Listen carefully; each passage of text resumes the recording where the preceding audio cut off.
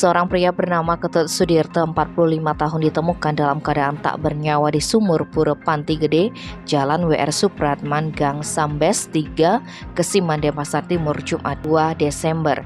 Menurut Kasih Humas Polresta Denpasar Ibtu Ketut Sukadi, korban merupakan orang dengan gangguan jiwa yang sudah sering dibawa ke RSJ Bangli untuk diobati, tetapi tak kunjung sembuh.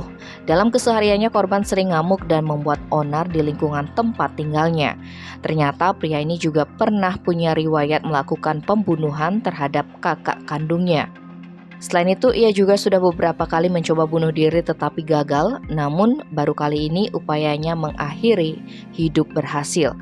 Sebelum ditemukan, Sudirte sudah tidak pulang atau terlihat oleh keluarganya sejak Rabu 30 November. Kemudian bibi korban, Mari Sukerti, 53 tahun, melaksanakan persembahyangan rutin di TKP Jumat 2 Desember sekitar pukul 8.30.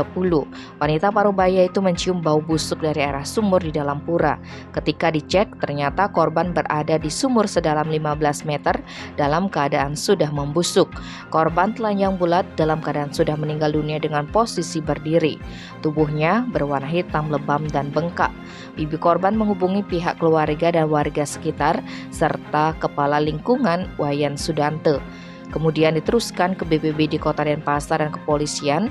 Tak berselang lama, unit rescue Polda Bali dipimpin AKP Edi dan tim rescue Brimob Polda Bali dipimpin Aibda Igusti Sujaya mengangkat jasad korban. Selanjutnya dibawa oleh ambulans BPBD ke RS Wangaya. Pihak keluarga tidak melaporkan kejadian dimaksud ke pihak kepolisian dan menerima kejadian itu sebagai musibah. Tim Bali Express melaporkan.